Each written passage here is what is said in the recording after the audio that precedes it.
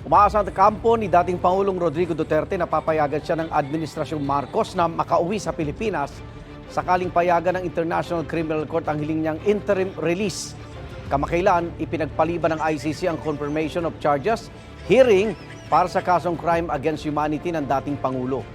Bunsod ito ng hiling ng depensa dahil hindi raw fit ang dating Pangulo na humarap sa paglilitis. Sabi ni Atty. Nicholas Kaufman, ang kanilang hiling ay suportado ng leading medical experts. Hirap daw ang depensa sa lumalalang medical situation ni Duterte na nakakaapekto raw sa abilidad niyang maunawaan ang mga ebidensya at magbigay ng instruction sa mga abogado. Wala mang pahayag ang Malacanang kaugnay nito.